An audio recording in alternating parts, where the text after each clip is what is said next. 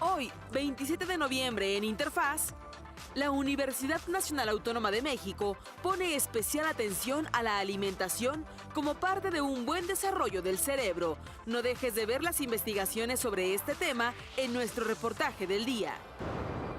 Para ampliarnos más este interesante tema, estará en el estudio el maestro Salvador Ortiz Gutiérrez del Hospital Juárez de México.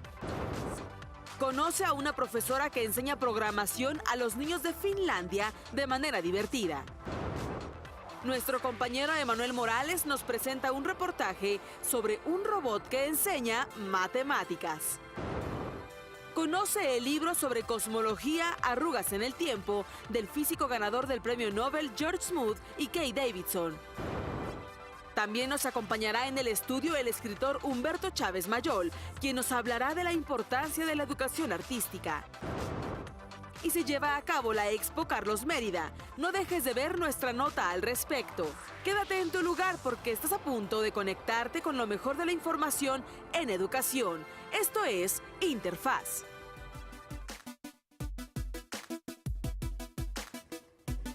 Amigas y amigos de la Agencia Informativa de Educación de México, muy buenos días. Me da muchísimo gusto tener la oportunidad de saludarlos esta mañana de martes 27 de noviembre y darles la bienvenida a este programa en el que pretendemos ser una interfaz entre ustedes y el mundo del conocimiento, de la educación, de la ciencia, la tecnología, la cultura, la innovación y mucho más.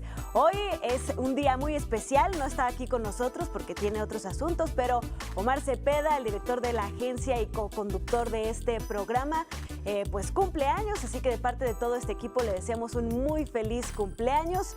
Y bueno, también saludamos con muchísimo gusto a Griselda Yebra. Ella nos permite comunicarnos con ustedes a través de la lengua de señas mexicana. Y los invito a que se queden conmigo en la próxima hora y media para que hablemos de la educación y la nutrición, para que hablemos de cosmología, para que hablemos de matemáticas, de robots, de cultura y de mucho más. Quédense, esto es Interfaz.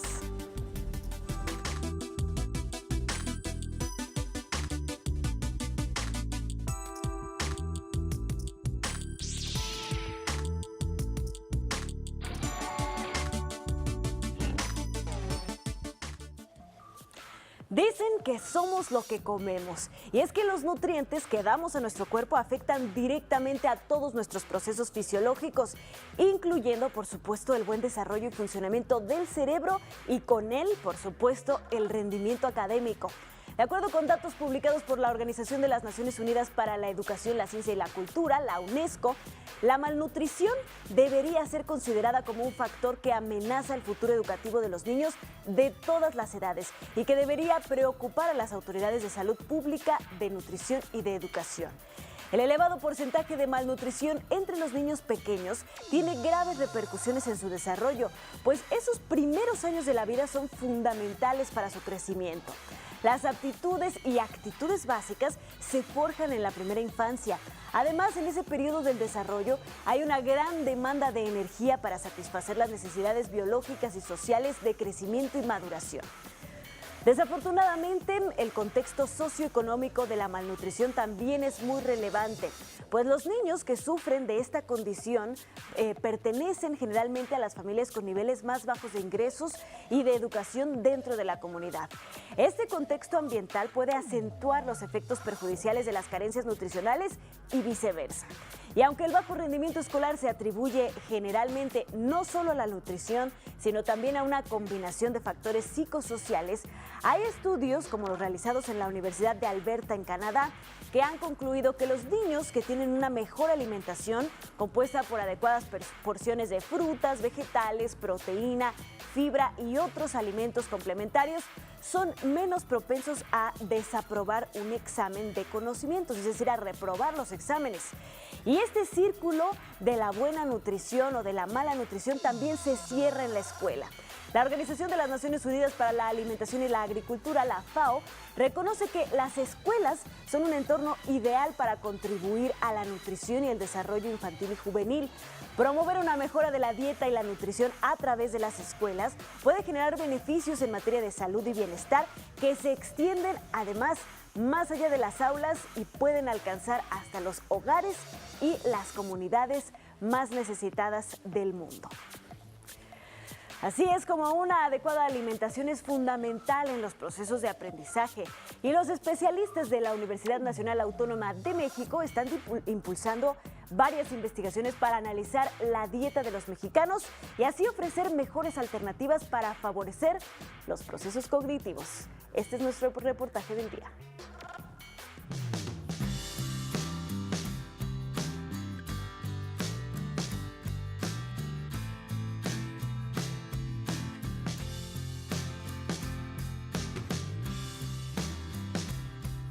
Cuando comemos, no solo satisfacemos el apetito. La energía que nuestro cerebro requiere para llevar a cabo sus diversos procesos cognitivos también provienen de los alimentos que consumimos. En la corteza prefrontal se ejecutan procesos como toma de decisiones o aprender a hacer planeaciones a futuro. El hipotálamo y la amígdala son estructuras cerebrales relacionadas a los procesos de aprendizaje, memoria y atención. Desde el vientre materno, la alimentación de la madre influye en el desarrollo del sistema nervioso central del producto.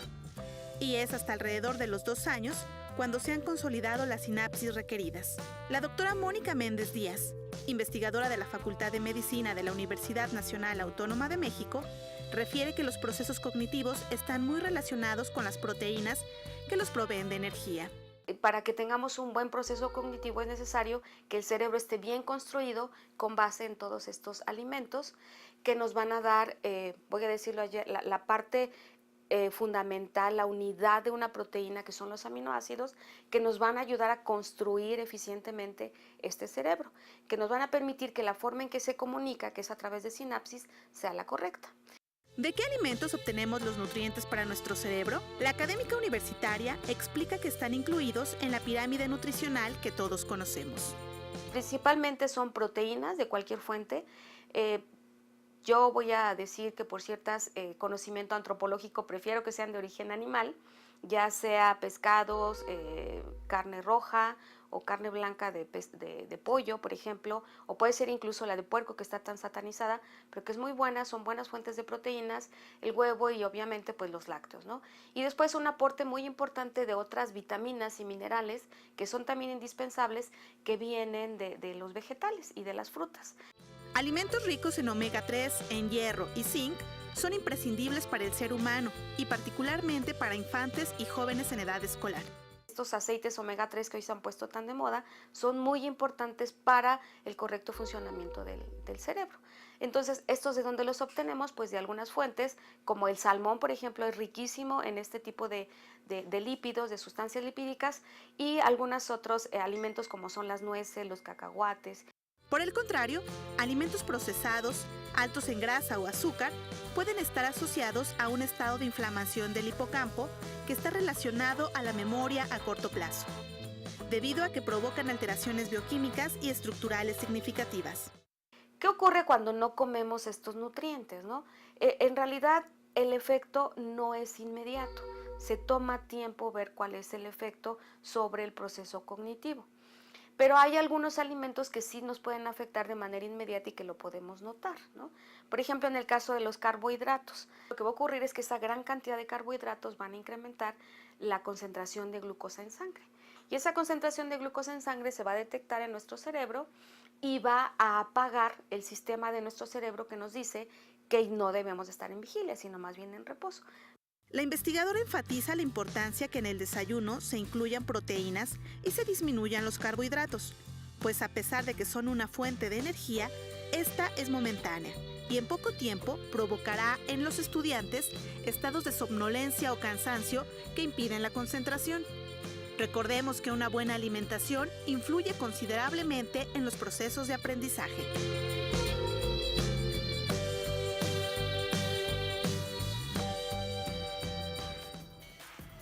Pues ahí está, una mala nutrición puede afectar nuestro desarrollo cognitivo y por lo tanto afectarnos en el aprovechamiento escolar, pero también la escuela es el entorno perfecto para educarnos de cómo aprovechar la nutrición para nuestro beneficio y por supuesto que este conocimiento permee no solamente a los jóvenes y los niños en etapas escolares, sino también a las familias enteras. Vamos a hacer una breve pausa, pero tenemos muchos más temas aquí en Interfaz, no se vayan.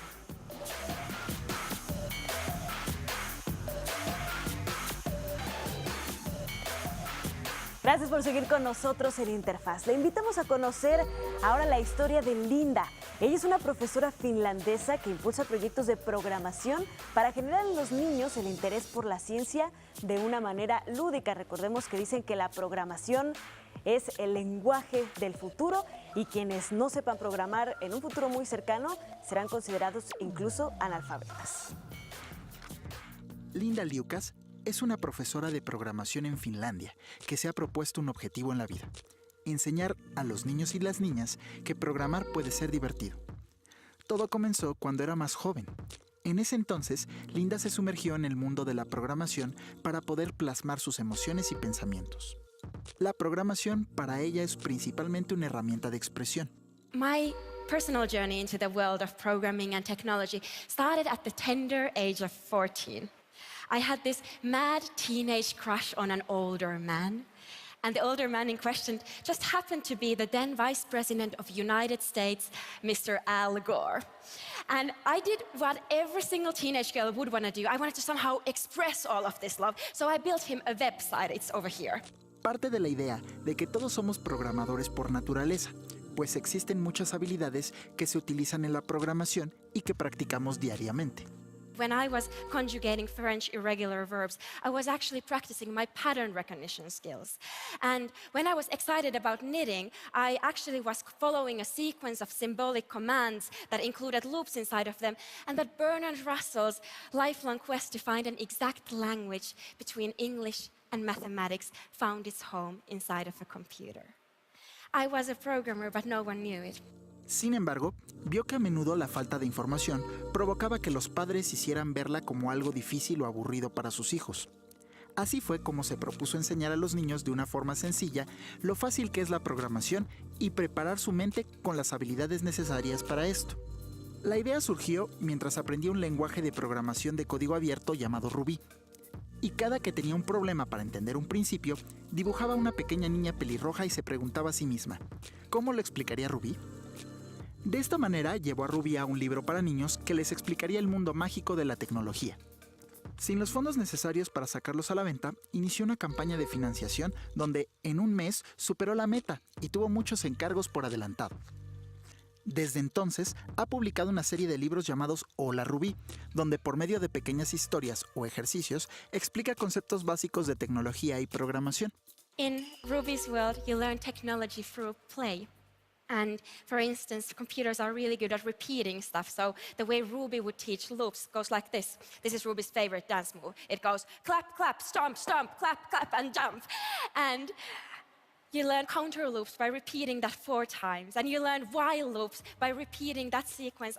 La finlandesa consiguió una gran respuesta con sus obras, que se han traducido en 25 idiomas y ya ha dado varias charlas y conferencias sobre su novedoso método en Europa, Asia, América Latina y Estados Unidos. I still create worlds. Instead of stories, I do them with code. Programming gives me this amazing power to build my whole little universe with its own rules and paradigms and practices. Create something out of nothing with the pure power of logic.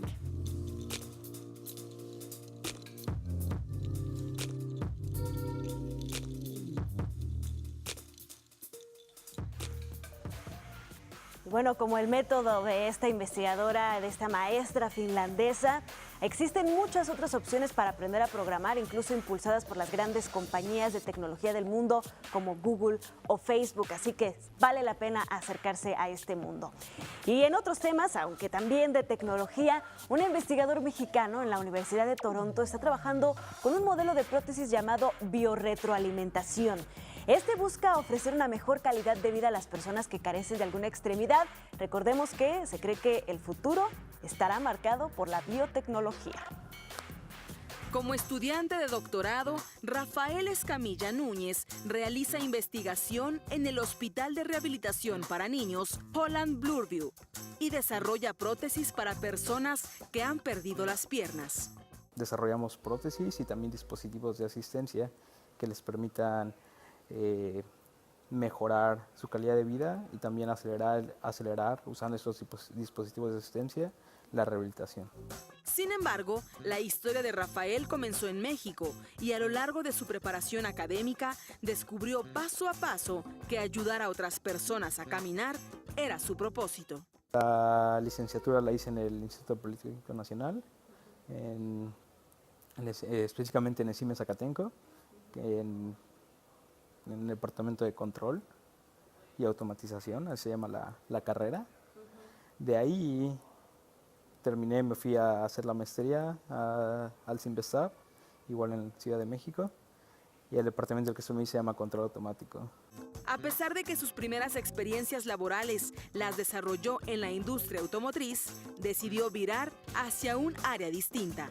Siempre me ha gustado ayudar a la gente. A veces se puede en diferentes aspectos, pero tenía esa curiosidad de aplicar los conocimientos que tengo y desarrollar nuevos, obviamente, enfocados a la sociedad, o sea, que realmente tuvieran un impacto mayor en las personas. La situación de las personas en México que carecen de sus extremidades inferiores y las dificultades que ello implica fue parte de la motivación de Rafael para tomar una decisión en el ámbito profesional. Me di cuenta que en México las personas que tienen amputación de miembros, principalmente los inferiores, es difícil para ellos volver a involucrarse en la sociedad por todo lo que implica. Realmente la movilidad es complicada en países como el nuestro. Entonces el poder desarrollar dispositivos que les permitan a ellos recuperar esa, vamos a llamarlo tanto confianza, esa movilidad en ellos mismos, yo creo que más fue por ahí tratar de acercarme a ese camino al cual no había llegado todavía, ¿no?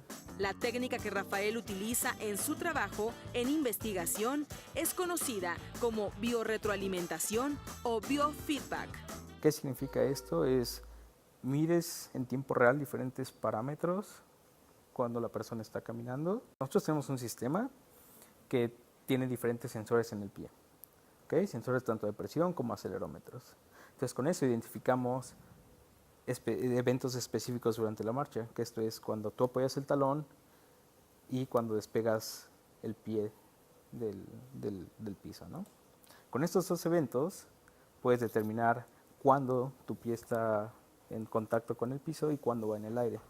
A partir de conocer las especificidades de la marcha de cada persona y con ello sus necesidades particulares, es posible la transmisión de estímulos a través de un dispositivo que es colocado en la prótesis y que brinda información al usuario para optimizar su caminata. El proyecto en el que Rafael colabora busca llevar prótesis de bajo costo a personas que no pueden costear aquellas que actualmente están en el mercado.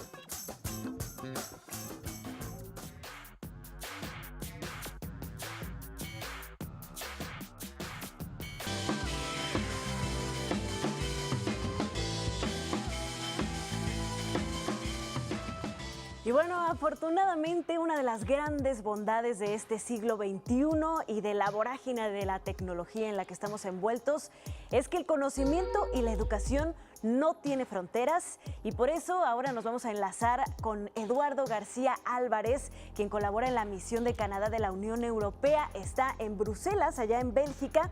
Y bueno, nos enlazamos con él para que nos platique un poco su experiencia al ser el primero en presentar su examen profesional a distancia para obtener su licenciatura en la carrera de Relaciones Internacionales por la Universidad Nacional Autónoma de México. Muy buenos días, muchísimas gracias por tomarnos esta comunicación, Eduardo. Hola, ¿qué tal? Buenos días. Platícanos. Bueno, buenas tardes acá ya en Bruselas. Nos da muchísimo gusto saludarte hasta allá. Esperemos que esta tarde por allá todo esté de maravilla. Y bueno, queremos que nos cuentes un poco acerca de esta experiencia. ¿Cómo fue para ti? Pues sabemos, primero cuéntanos un poco de tu historia. Tú estabas estudiando tu licenciatura en la UNAM, pero viajaste hasta Canadá. y pues la vida te llevó a estar representando a ese país ahora en Bruselas, Bélgica. Sin embargo, decidiste no claudicar en terminar tus estudios y gracias a las herramientas que ahora tenemos disponibles, lograste concluir tu licenciatura. Sí, exactamente. Yo estaba en el sistema de Universidad Abierta de la UNAM. Terminé los créditos en el 2012 y en el 2012 me fui a Quebec, a Canadá. De ahí surgió la oportunidad, después de 3 años de trabajar en el privado, de venir acá para trabajar para el gobierno de Canadá, como sabes. Y entonces ya llevo acá 3 años y medio. Pero fue en el 2015 que empecé a hacer, que decidí que tenía que cerrar el capítulo de mi vida de los estudios. Entonces en ese momento decidí hacer un ensayo. En 2016 me comuniqué con la Secretaría del SUA y ahí me pusieron en contacto con mi asesor. Y de ahí estuvimos esforzándonos en terminar bien el trabajo, en hacer todas las correcciones necesarias y más que nada pues echándole ganas y fue hasta ahora, después de 3 años, que logramos terminar con el ensayo y bueno, pues fue todo un reto, pero ahí la llevamos y terminamos el proyecto y hace 2 semanas me recibí en Relaciones Internacionales. Eduardo, pues muchísimas felicidades y además el tema de la tesis de tu grado de licenciatura nos interesa muchísimo aquí en la Agencia Informativa de Educación de México, que es precisamente eso, la educación en países como América Latina y el Caribe. ¿Por qué decidiste enfocarte en este tema para concluir tu licenciatura en Relaciones Internacionales? Pues más que nada es súper interesante, como ya mencioné durante el examen profesional, que por lo regular nosotros los gobiernos se concentran más en la política y en gobernar. Pero, por ejemplo, algo que es tan básico como la educación, yo siento que no le dan tanta importancia. Por ejemplo, la educación primaria es algo que si a todos nos dieran la oportunidad de tener acceso, nosotros tendríamos muchas mejores oportunidades para encontrar un mejor empleo, para enfrentarnos mejor a la vida. Entonces, si les damos a los niños la oportunidad, va a estar mucho mejor todo el país, bueno, nuestro país, México, y pues toda la región. Sí siento que en otros países como en Europa, sí se enfocan mucho en que estemos bien, en que los niños estén bien educados y que así tengan, como por ejemplo, una mejor vida, más que nada calidad de vida. Eduardo, ¿y qué opinas de que, tú habiendo sido, pues, un beneficiado directo de la tecnología y de la accesibilidad que ahora existe a la educación y al conocimiento, por estas herramientas que te permitieron concluir tu licenciatura, ¿qué opinas de que se impulsen cada vez estas herramientas y que pues la educación sea accesible para todos en cualquier lugar del mundo en donde estén? No, pues eso, es una gran oportunidad. Te digo, de hecho fue todo un reto, pero recuerdo que desde que viajé en el 2012, antes de irme pregunté en la secretaría si podía hacerlo por videoconferencia y no estaban muy seguros en ese entonces, pero ya van 6 años desde eso y ahora pues fuimos de lleno, me dieron todo el apoyo, estuvo muy, muy bien. Está excelente porque hay mucha gente que está en la misma situación que yo. Ya no puedes estar presente, pero ¿por qué no? Si ya podemos tener la herramienta, es como estar uno al lado del otro, como lo estamos haciendo ahora. Y si se puede, ¿por qué no? ¿Por qué no? Claro. ¿Cuáles son las actividades que realizas allá en Bruselas y cómo ha cambiado tu perspectiva de tu futuro ahora que has logrado pues completar esta meta que te faltaba en tu carrera profesional? Bueno, pues por ahora estoy trabajando en finanzas, que no es exactamente lo que estudié, pero estoy trabajando en una embajada. Y bueno, ahora que ya tengo el título en Relaciones Internacionales, sí estoy pensando meterme de lleno a otra cosa que esté más en el scope de la carrera. De hecho, antes en México, antes de irme de México, trabajaba igual para el gobierno de Canadá, pero para inmigración. Y eso es algo súper interesante y que sí tiene mucho más que ver. Y pues es bien interesante. Es bien interesante lo que es todo el aspecto social de la migración. Y eso, Claro. eso es lo que tengo más ganas de regresar. Pues Eduardo, enhorabuena por este logro, muchísimas felicidades y por todos los que has alcanzado. Un último consejo muy rápido para todos aquellos que siguen poniendo pretextos para no concluir sus ciclos, para no animarse a estudiar y para no alcanzar sus metas como tú lo hiciste. Un consejo, nunca Sí. es tarde. Nunca es tarde en serio lo que dice la gente, nunca es tarde, más vale tarde que nunca. Yo la verdad pensé que eso era algo que yo ya no iba a hacer y un buen día dije, bueno, un pequeño paso hacia hacer el ensayo se volvió en un gran paso a terminarlo y entonces un poquito de esfuerzo cada día te va a llevar a que puedas cumplir tus metas. Hay que echarle ganas. La vida sí es... para mí mi filosofía es que la vida es un poquito de suerte y un montón de esfuerzo. Entonces, no hay que dejar de luchar por conseguir nuestros sueños. Y sí se puede, caray, sí se puede. Pues con eso nos quedamos, Eduardo García Álvarez, muchísimas gracias, te mandamos un fuerte abrazo hasta Bruselas y esperamos que sigas alcanzando muchos más de tus metas y platicarlas aquí contigo. Pues un abrazote, un Goya hasta allá, que estén muy bien. Gracias. Hasta la próxima, una breve pausa y regresamos con más en Interfaz, no se vayan.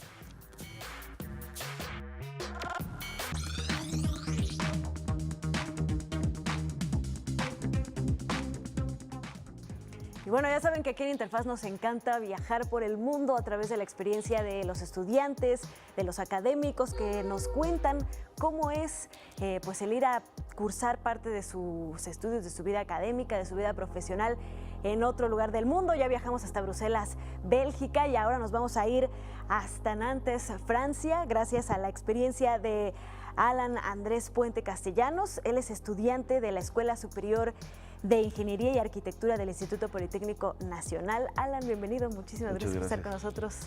Platícanos, ¿cómo lograste acceder a esta oportunidad dentro del Instituto Politécnico? Pues básicamente con preparación, con el aprendizaje de idiomas como es el francés y el inglés, un excelente desempeño académico para obtener el promedio y postularme, ser seleccionado por el Poli y posteriormente por Francia, por la institución que me acogió. ¿Qué tan difícil es todo este proceso para aquellos que, bueno, todavía dudan en si emprenderlo o no? Pues no es muy difícil, básicamente es ser constante, continuar siempre con una dedicación y un objetivo fijo y saber qué es lo que necesita a una temprana fase para poder obtenerlo con antelación y la manera correcta de ejecutarlo. Claro. ¿Por qué Francia? Platícanos un poco, ¿por qué tuviste esta elección profesional y académica? Ok, Francia, pues porque ha tenido un desarrollo muy importante en la arquitectura y en la ingeniería, sobre todo en sustentabilidad. Escogí Nantes porque fue seleccionada como la ciudad verde de Europa hace 2 años y entonces me pareció excelente la manera en que se desenvuelven ellos en sustentabilidad aplicada a urbanismo y arquitectura. Y una vez que llegaste ahí, platícanos un poco más a qué escuela llegaste y si cumplió realmente tus expectativas o qué te sorprendió o qué te decepcionó, si acaso. Pues no me decepcionó nada, al contrario, me encantó. Estuve en Call Central de Nantes, como le he dicho, y tenían un partnership con ENSA, que es la Escuela Superior de Arquitectura de Francia, de Nantes en este caso.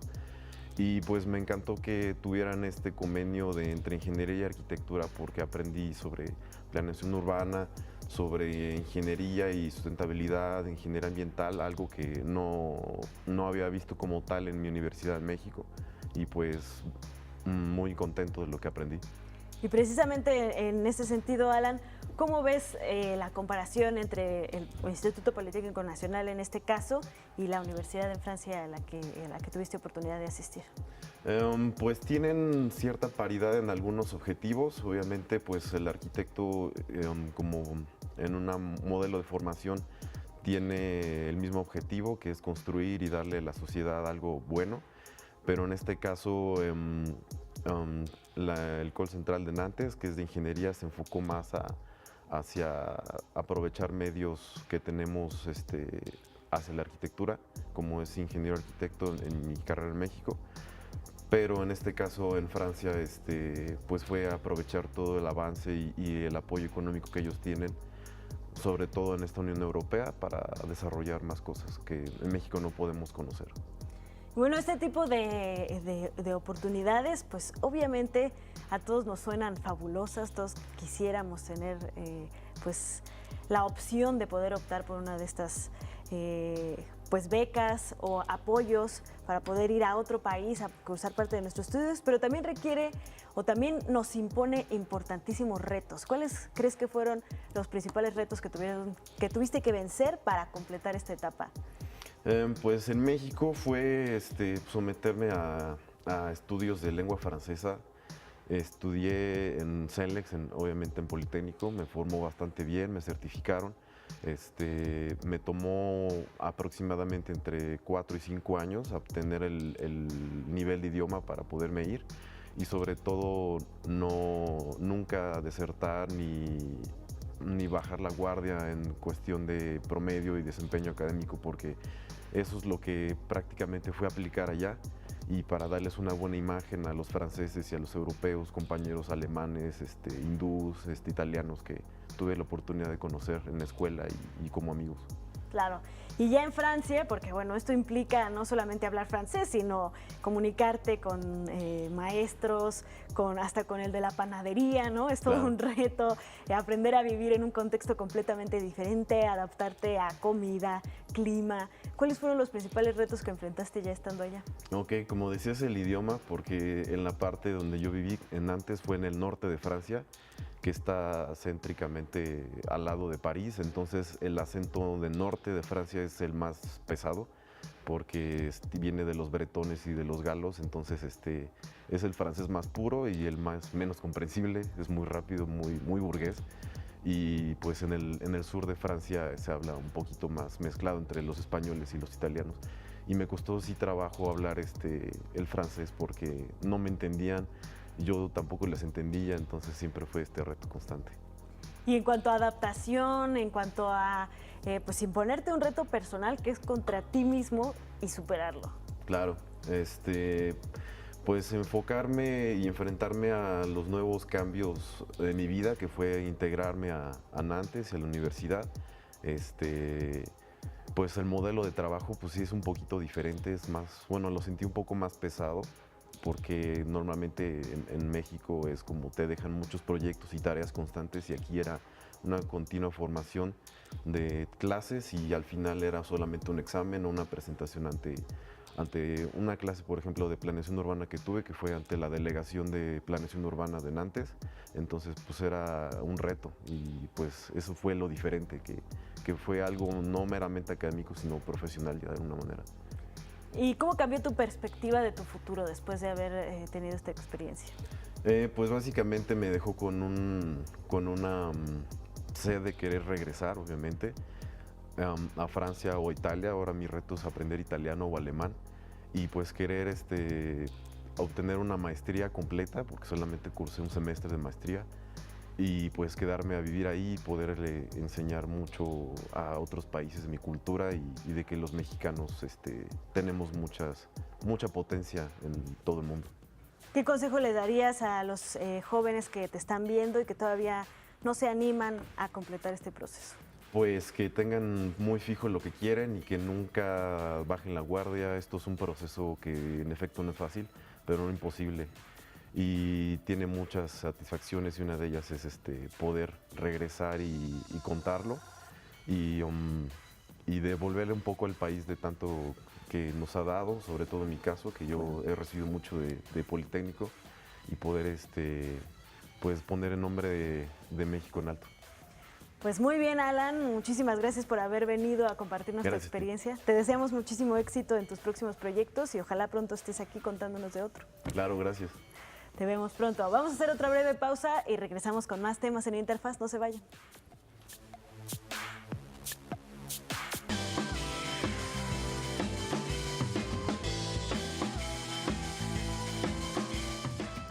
Y Bueno, para conocer bien y adentrarnos bien en el mundo de la educación es importante conocerla desde todas las perspectivas posibles. Siempre intentamos hacerlo aquí en Interfaz y en la Agencia Informativa de Educación de México.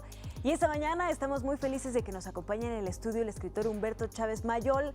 Él escribió un libro muy interesante, se llama Ensayos metodológicos, experimentaciones sobre la educación artística en México, que nos vino a compartir en esta mañana y precisamente pues queremos platicar con él. Bienvenido, Humberto, muchísimas gracias por estar con nosotros.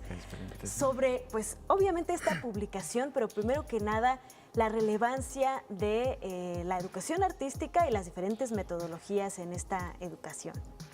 Bueno, primero que nada sí creo que es un tema fundamental el pensar que la educación artística implica una metodología, pero que implica una metodología que tiene cierta relatividad para comprender las diferentes comunidades, lo que están entendiendo por el principio de arte o vivencia artística. Así es. Yo creo que en eso está un poco enfocado el libro. Lo que se intenta es de alguna manera construir una referencia relativista del conocimiento en que todos los sujetos trabajen interdisciplinariamente, integrando saberes y diferentes interpretaciones en el aprendizaje. Así es. ¿Está enfocado, digamos, a todo tipo de educación artística o es especialmente para la educación de aquellos profesionales del arte? En realidad estuvo enfocado para educación superior, pero no en todos los casos cuenta historias de educación superior. ¿Qué quiere decir? Que esto empezó como un seminario del Centro de Investigación, Documentación e Información de Artes Plásticas de Limba. Es un seminario que lleva 22 años. Y en ese seminario empezamos a abordar temáticas de la educación. Luego, con la creación del Centro Nacional de las Artes, se volvió importantísimo este seminario dentro de las metodologías que se estaban abriendo como experimentación. El libro es una historia de experimentos en diferentes escuelas con diferentes programas, un seminario que va creciendo hasta que pierde forma de seminario, se vuelve una suerte de laboratorio de investigación y no solo en un lugar. Proyectos creados para la Universidad del Estado de México, proyectos creados para Sinaloa o proyectos creados para Yucatán, por ejemplo, o Campeche. ¿Cuáles son las principales conclusiones a los que se ha llegado gracias a estos experimentos y estos proyectos que se analizan en el texto? Bueno, las conclusiones siempre es que no hay un conocimiento fijo dentro de la educación artística, no hay una caja que pueda ofrecer la seguridad de un aprendizaje concreto. Más bien, siempre estamos aproximándonos a comunidades que nos permitan crear una diferencia de modelos o una transformación de modelos. Claro. En realidad, lo que nos muestra el proyecto es que en muchos momentos, no digamos que falla, pero no encontramos lo que buscábamos y esto también es una suerte. Sin embargo, sí, aunque no hay, digamos, una fórmula mágica, sí se necesita tener una metodología establecida y ser flexibles, me imagino. Eso de flexibilidad me gusta. Se necesita un método que reconozca el conocimiento como algo que no es verdadero, que es relativo. Y esto lo decimos muy fácil, pero es muy difícil que lo entienda una comunidad académica. Claro. Cada maestro, cada espacio, como coordinación de saberes y grupos, piensan que tienen una verdad y deben defenderla. Cómo volvernos flexibles. Para lo que más nos sirvió a nosotros fue el campo de la semiótica. Y no precisamente de una semiótica dirigida a la semiología lingüística europea, sino más una semiótica sajona, persiana, que nos permite volver relativo cada saber de acuerdo a la interpretación que aplicamos. Es un método de reconocimiento del mundo siempre en transformación interpretativa. Y bueno, sobre todo aplicándola al ámbito artístico, que bueno, es uno de los más importantes ámbitos en los que la interpretación personal es lo fundamental, ¿no? Es la columna vertebral. Es asombroso que en el espacio artístico, si bien hablamos mucho interpretando del arte, el mundo del arte tampoco goza mucho o no le gusta mucho que entren interpretaciones demasiado duras teóricamente porque sienten que se está desvirtuando como ese principio del arte. Claro. Y en realidad lo que propone este proyecto es sí que el artista sea profundamente reflexivo, que se meta en los campos de la reflexión como otro segmento, o de la investigación como otro segmento, otra parte de la propia producción artística. Digamos, crear la investigación, producción en cada uno de los creadores. Claro.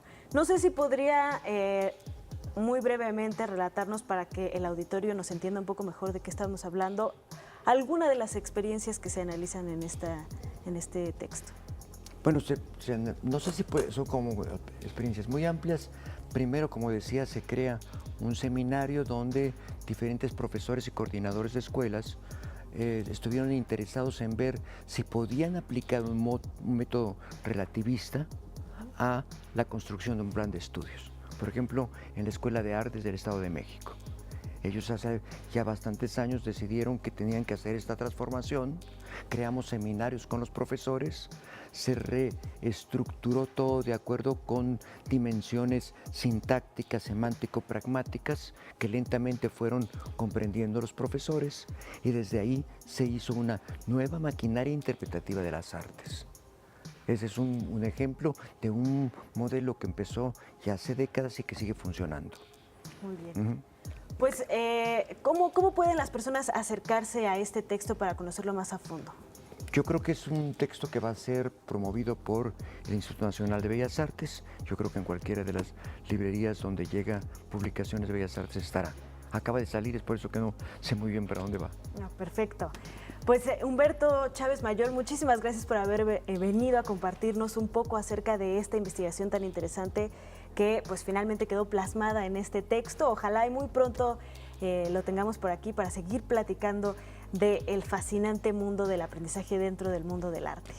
Muchas gracias por la invitación. Yo recomiendo mucho que los que lo lean como que recorran espacio por espacio. Cada uno de los proyectos que se platican son completamente diferentes, no todos bien logrados, pero deja como una memoria de procesos que luego se pierden dentro del proyecto de la historia de la educación.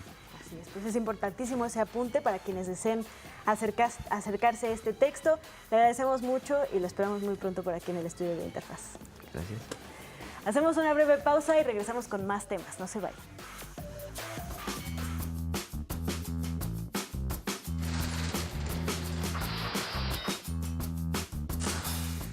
En 1895, Alfred Nobel firmó su última voluntad, en la cual estableció que su herencia se usara para otorgar premios a aquellos que han legado el mayor beneficio a la humanidad.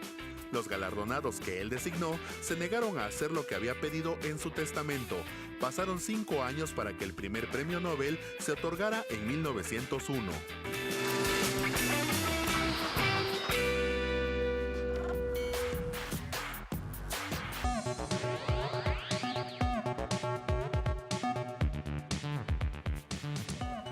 Y bueno, regresamos a platicar de temas de tecnología y de ciencia, porque cada vez más se asignan funciones a los robots. Por supuesto, hay quienes opinan que, muy seriamente, que los robots pues van a suplir muchas de las funciones que realizan en estos momentos los seres humanos, y mucho más, se convertirán en grandes herramientas para nosotros. Sin embargo, pues todavía le apostamos por funciones y habilidades que apoyen en algunas debilidades, como por ejemplo pues al aprendizaje de las matemáticas. Hoy está con nosotros nuestro compañero Emanuel Morales para platicarnos de un robot que diseñaron estudiantes mexicanos para enseñar matemáticas, Emanuel, ¿cierto? Así Bienvenido. es, Ana, Anita. Amigos de Interfaz, muy buenos días. Como comentas, muchas veces piensan que los robots van a reemplazar las tareas que tienen las personas, ¿no? Pero yo creo que vienen a abonar, más que nada, más que a reemplazar, vienen a abonar. Muchas veces he tenido la oportunidad de platicar con algunos entrevistados que ellos me comentan que a raíz de que se van a tener trabajos diferentes, de mantenimiento de robots y ese tipo de cosas, ¿no? Entonces, en este caso, la robótica viene a abonar a la educación. Pues vamos a ver de qué se trata este interesante proyecto. Vamos a ver.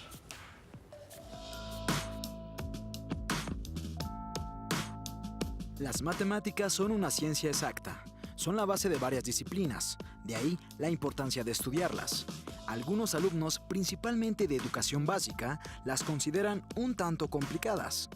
Para desarrollar el gusto por aprenderlas, expertos han programado un robot que enseña matemáticas a través de la práctica. La necesidad surge porque los alumnos de primaria, generalmente, tienen problemas para o no tienen tanto gusto por las matemáticas. Ese es el mayor conflicto. Si le preguntas a un niño, ¿te gustan las matemáticas? Generalmente dice no, ¿no? Entonces nosotros necesitamos ingenieros y la base son las matemáticas. Entonces de ahí surge la idea de crear una manera de enseñarles matemáticas o reforzar sus conocimientos en matemáticas desde la primaria que les parezca atractivo.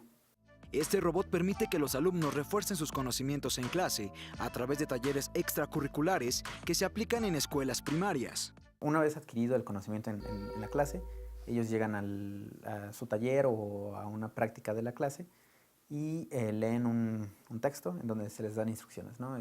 Vas a hacer que el robot, tienes que armar un carrito, tienes que armar un robot que detecte con un sensor de luz alguna línea o sensor de color, alguna bolita de colores. Se les dan las instrucciones al niño, se forman equipos de 3, 4 dependiendo y hacen las instrucciones que les dé el mismo robot. No sé, por ejemplo, fracciones.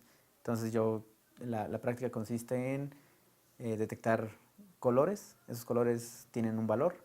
A través de estos ejercicios, los estudiantes aprenden sumas, restas, divisiones, entre otros temas de la materia. Una vez que practican con el robot, se evalúan sus conocimientos adquiridos o reforzados. Una vez que pasan de la parte interactiva con el robot, pasan a una computadora donde hacen una prueba, en donde se les hacen preguntas, opciones múltiples, contesta, arrastra, cualquier tipo de evaluación simple. Y dependiendo de los resultados de esa evaluación, se le recomienda hacer más refuerzos con más preguntas o más prácticas con el robot, o simplemente ya se cumplió el objetivo y pasas a la siguiente diligencia. Los profesores también van adquiriendo más habilidades y pueden implementar este modelo en otras materias de ciencia como la física. Las ciencias son muy teóricas de por sí, ¿no? Y siempre uno se pregunta, uno como niño, es como, ¿y para qué me sirve aprender esto? ¿No? ¿En dónde lo voy a aplicar? Esa es la principal pregunta que hacen. De esa manera nosotros intentamos responder, ¿no? Pues fíjate que si quieres ubicarte hasta para usar Google Maps y ubicarte en el mapa, saber cuántos metros te tienes que recorrer, hasta ahí hay instrucciones, ¿no? Con números. Entonces hay muchísimas opciones, muchos ejemplos que se pueden aplicar. Entonces, para hacerlo práctico, nosotros ideamos alguna manera que eran los robots, ¿no? Entonces, como un problema muy práctico es las conversiones de centímetros, decímetros, hectómetros. Es muy teórico. Acorde a que los avances tecnológicos avanzan cada día, estos talleres o diligencias se van actualizando y se planean llevar nuevas versiones a más escuelas primarias. Se trata de un innovador modelo de enseñanza que abona al aprendizaje tradicional. Todas las prácticas que se tienen implementadas en el robot son basadas 100% en el temario de la SEP, ¿no? Entonces, estamos cumpliendo con los requerimientos del sistema educativo. ¿Cómo ayuda la interacción? El profesor da su tema como comúnmente lo da, pero además se puede ayudar de una herramienta que es este robot. En unas sesiones aparte pueden implementar las diligencias y complementar el tema que hayan visto.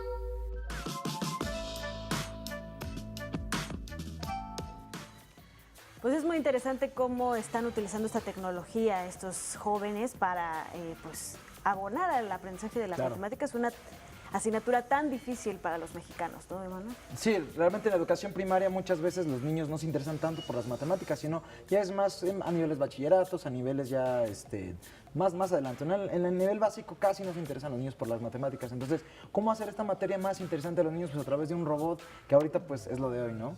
O sea, los niños aprenden, llevan a la práctica, porque muchas veces las matemáticas son muy teóricas, entonces no las ves más que en el cuaderno o simplemente el profesor está explicando en el pizarrón y se acabó. No lo ves en la práctica, cómo utilizas esas matemáticas, ¿no? Entonces, para los niños, poder programar un robot, por ejemplo, estábamos platicando fuera del aire de los centímetros. Ellos ven exactamente cuántos son 10 centímetros, las conversiones a un metro. Entonces, programan el robot para que este robot avance y ellos pueden ver cuánto avanza, ¿no? ¿Con quién están desarrollando estos robots? ¿En su escuela o con una empresa? Son meramente estudiantes egresados, mejor dicho, del Tecnológico de Monterrey, y lo están implementando ahorita, el prototipo se podría decir, en el Instituto Tlalpan. Es una escuela primaria y por el momento lo están utilizando ahí, pero se están actualizando, como lo comentaba en la nota, para llevarlo a más escuelas, con nuevas versiones y obviamente pues nuevos temarios. Muy bien, pues muchísimas gracias, Emanuel. Estaremos Ana. pendientes de los avances en estas propuestas, ¿no? De utilizar a los robots para la educación. Claro. Y abonar la educación. Exactamente. Así es. Muchas gracias. A Nos ti, vemos Ana. pronto. Hasta luego. Vamos a hacer una breve pausa y regresamos con más. No se vayan, estamos en Interfaz.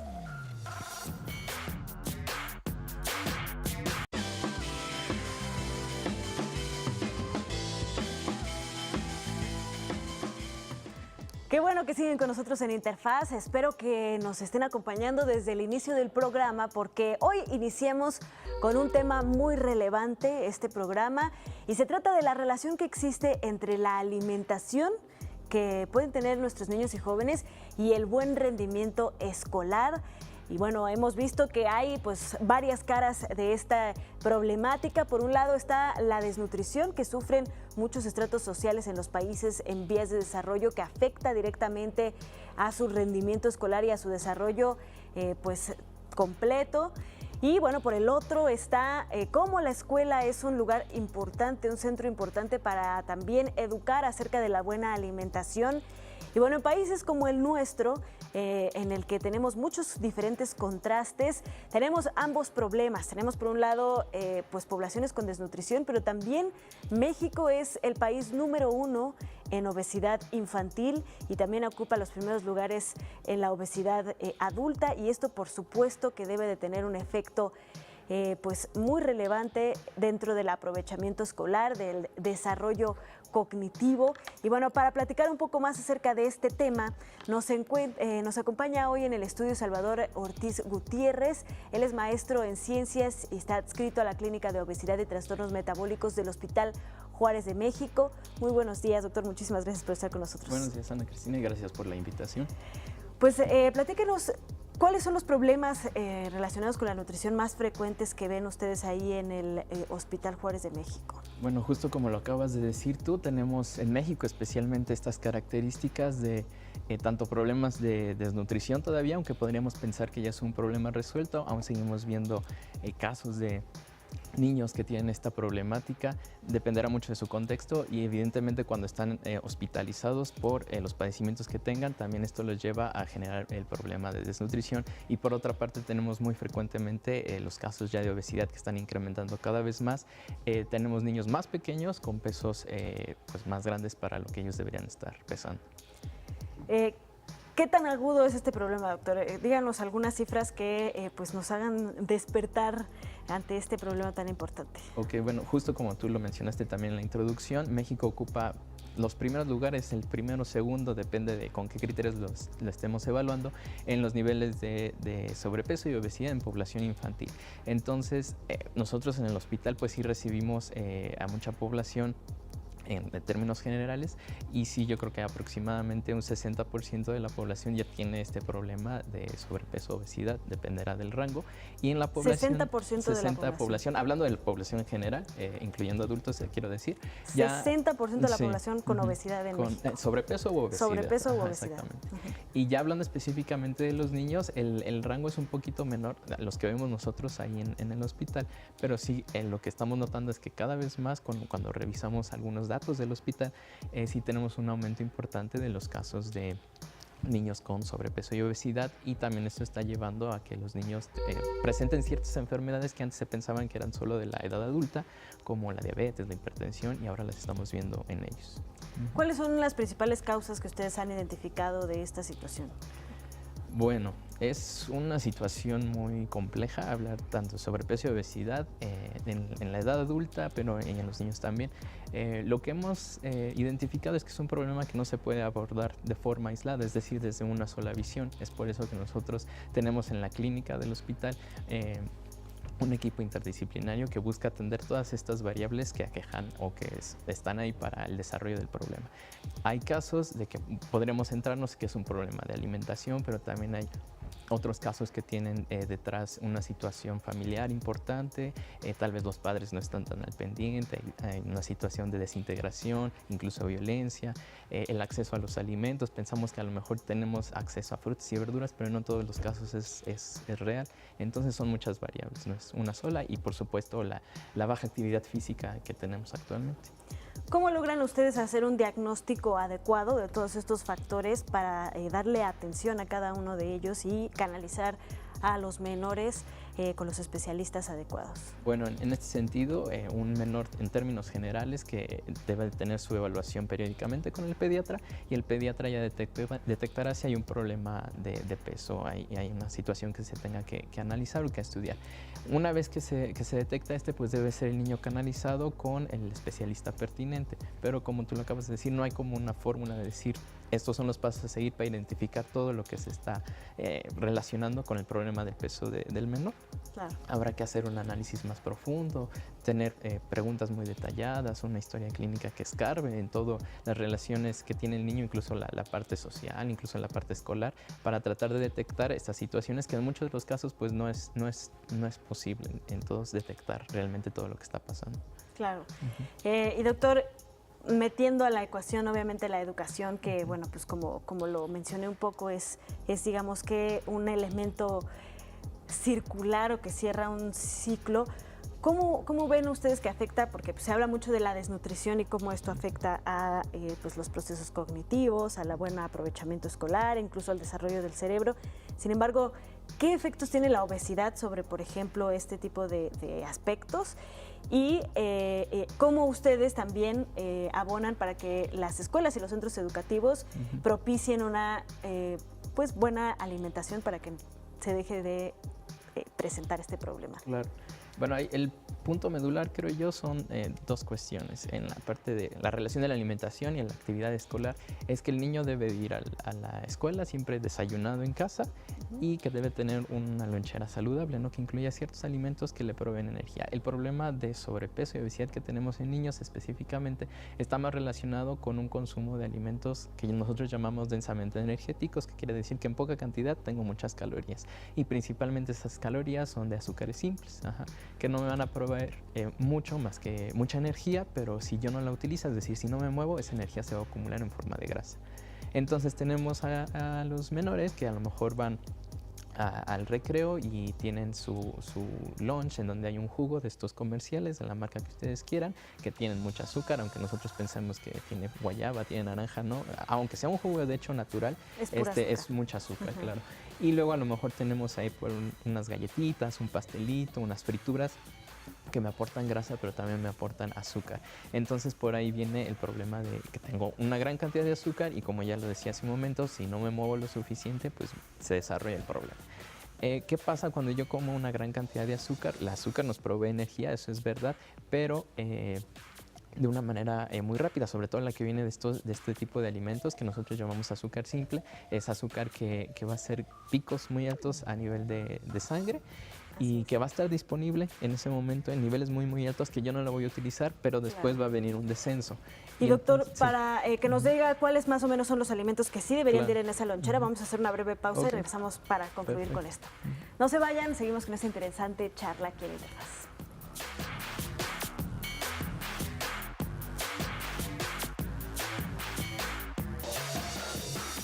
Seguimos platicando con Salvador Ortiz Gutiérrez, maestro en ciencias, adscrito a la Clínica de Obesidad y Trastornos Metabólicos del Hospital Juárez de México. Y bueno, antes del corte nos describía un poco, después de haber platicado de todos los factores de la obesidad infantil en México, de las cifras alarmantes que estamos presentando, de cómo se atienden estos casos ahí en el Hospital Juárez. También pues platicábamos un poco de qué es lo que sucede cuando pues mandamos a nuestros niños a la escuela. sin desayunar y con alimentos con contenido altamente calórico y energético, que pues, son porciones muy pequeñas que nos dan un rush de energía, pero que no.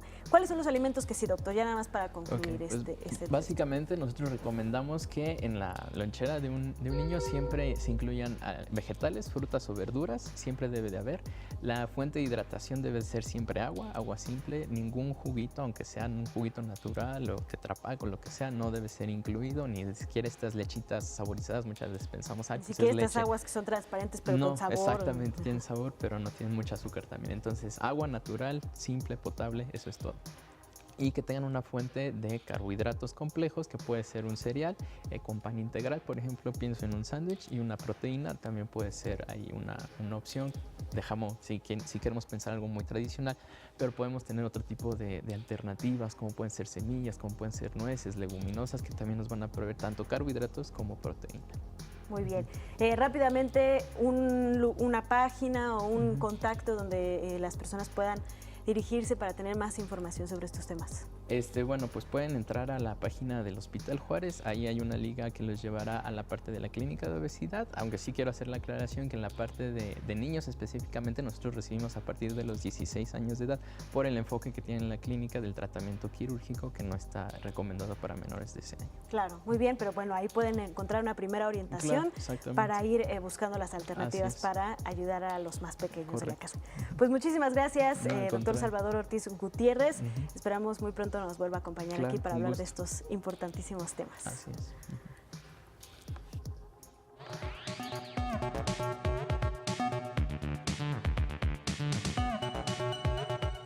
Y bueno, regresamos a la ciencia porque el origen del universo es una de las grandes preguntas que se ha hecho la humanidad a lo largo de toda su historia.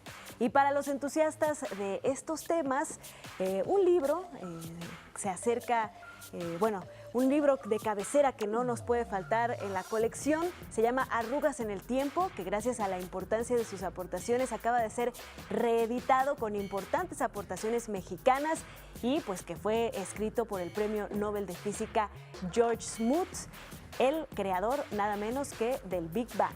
Vamos a ver los detalles.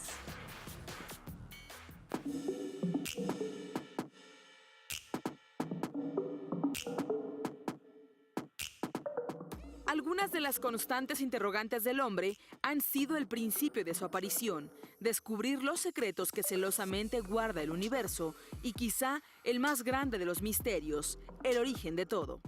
En 1992, las observaciones registradas en el espacio por el Cosmic Background Explorer se dieron a conocer en el libro publicado por el cosmólogo George Smoot y el periodista Kate Davidson, Arrugas en el Tiempo. Las arrugas en el tiempo son, en un lenguaje metafórico, son las semillas donde se van a formar las primeras galaxias. Es decir, es el lugar donde se tienen las fluctuaciones, un poquito más de densidad que el resto, que va a empezar ahí donde la materia a condensarse para formar una galaxia. Son 4 dimensiones, ¿no? Tenemos las 3 del espacio y el tiempo. Entonces en esta estamos yendo a la etapa donde el universo se hace transparente, es decir, la etapa más antigua que podemos explorar con nuestros telescopios. Hace 25 años, las arrugas en el tiempo eran apenas un embrión en cuanto a investigación, tecnología y teorías. El trabajo sigue siendo, yo creo que un trabajo fundamental para la cosmología actual. El conocer la intensidad de estas fluctuaciones y entender cómo estas fluctuaciones dieron origen a las galaxias y a los cúmulos de galaxias, pues nos permite poner una pieza más del rompecabezas de lo que es el universo en su conjunto. Entonces es un descubrimiento muy, muy importante que yo creo que sí da con mucha precisión una idea de que las fluctuaciones se dieron desde el Big Bang mismo. Debido a su relevancia y el perfil que maneja, el Foro Consultivo Científico y Tecnológico y la editorial Grano de Sal presentaron la reedición del libro con el objetivo de difundir las bases de la cosmología y contar la historia de George Smoot. El libro lo que nos presenta es un poco la historia de las ideas sobre el origen del universo y cómo funciona el universo. Y lo hace de una manera muy personal. Es un libro que además de dar conocimientos, de transmitir conocimientos y explicar teorías y demás, creo que tiene un componente motivacional muy importante porque muestra cómo un estudiante va convenciéndose de una idea, cómo batalla contra las dificultades técnicas, científicas, políticas, para avanzar en sus preguntas, en su curiosidad, para hacer que más gente se acerque a la vida científica y no claudique ante las dificultades que todo trabajo científico involucra, ¿no? Una edición fácil de leer que contribuye en la creación de vocaciones científicas, disciplina que también requiere del apoyo de los divulgadores de la ciencia. Creo que en general los saberes especializados, no solo el científico, sino otros saberes especializados, tienden a distanciarse de la sociedad a la que sirven, de la que se alimentan. Smoot termina su libro diciendo, estos descubrimientos son posibles gracias a que la sociedad en general valora, mediante sus instituciones, el trabajo que yo pude hacer. La ciencia es ciencia que se hace con recursos públicos, ¿no? La participación privada es menor. Entonces es muy importante para los científicos decirles a las personas que pagan impuestos, ¿no?, lo que estamos haciendo con sus recursos. Se podrían destinar a hacer otras cosas. Entonces queremos decirles que estamos haciendo lo mejor que se puede hacer, que estamos en la frontera del conocimiento gracias a sus contribuciones. Contribución a la que George Smoot quiere responder en la Feria Internacional del Libro de Guadalajara. Viene a la feria, va a dar una conferencia magistral sobre ondas gravitacionales, va a presentar su libro y va a ir a una escuela de la Universidad de Guadalajara a dialogar con estudiantes de posgrado. Yo también pienso cómo me habría gustado a mí cuando yo estudié matemáticas estar en contacto con una de estas lumbreras científicas. Para fomentar la divulgación de la ciencia, el Foro Consultivo Científico y Tecnológico y la editorial Grano de Sal decidieron poner a disposición del público la versión digital del ejemplar, que puede conseguir de manera gratuita en la página que aparece en pantalla.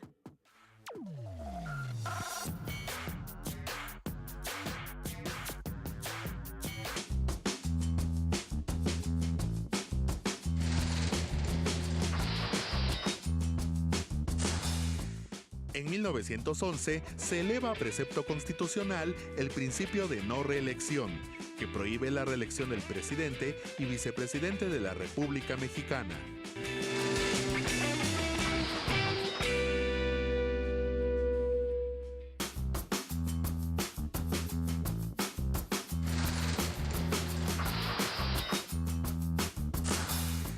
En 1916 inician en Querétaro las sesiones del Congreso Constituyente que meses después, el 5 de febrero, promulgó la Constitución Política de los Estados Unidos Mexicanos.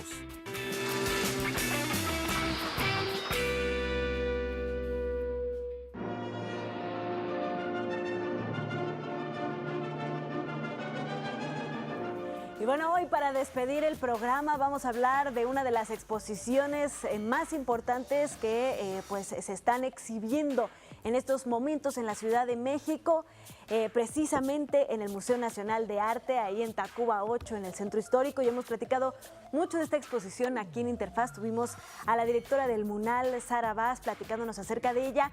Y bueno, se trata de la exposición de Carlos Mérida, quien fue un pintor y escultor guatemalteco naturalizado mexicano y que formó parte del movimiento muralista de nuestro país y destacó por su peculiar estilo artístico. Ahora las salas de exhibición temporales del MUNAL, del Museo Nacional de Arte, están ofreciendo una exposición con lo mejor de este artista. Así que ahora sí vamos a conocer más detalles de esta interesante exposición que estará disponible en este museo hasta el próximo año.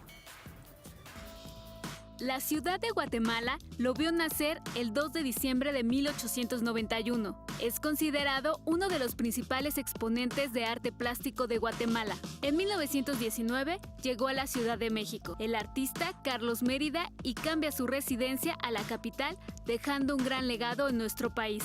Él nunca se naturalizó mexicano, nunca se nacionalizó, siempre fue guatemalteco, pero permaneció muchísimo tiempo en nuestro territorio. En conmemoración del centenario de su arribo, el Museo Nacional de Arte presenta la muestra Carlos Mérida, retrato escrito. La exposición se compone por 290 piezas, las cuales van recorriendo las diversas facetas del artista en 2 núcleos.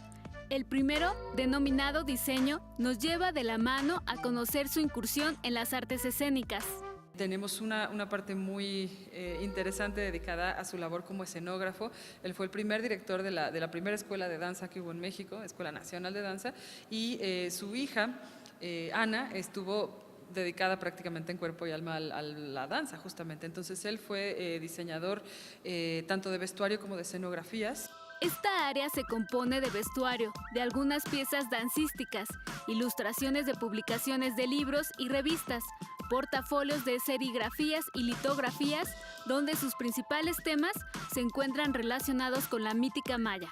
El segundo es el discurso plástico, donde se exploran las inquietudes del maestro sobre las vanguardias europeas, en especial francesas por su estancia en París, y americanas, resaltando sus raíces guatemaltecas. Cuando Mérida regresa a América, trata de reconciliarse o de reconciliar, mejor dicho, ese aprendizaje con sus raíces guatemaltecas. Hace muchísimos tipos de registro, no etnográfico, pero sí desde su percepción de artista. En esta sección se pueden observar sus ensayos de pintura con temáticas folcloristas, su estilo pictórico, la música, los ritmos y las secuencias. Otra parte importante de la vida de Mérida son los murales, porque a su arriba la Ciudad de México se incorpora al movimiento muralista mexicano. La obra dedicada al trabajo mural que planteó Carlos Mérida, que es muy distinto del muralismo que estamos acostumbrados a ver de Rivera, Orozco, Siqueiros. De hecho, justo él tiene una tesis contraria a la de los muralistas de los 20.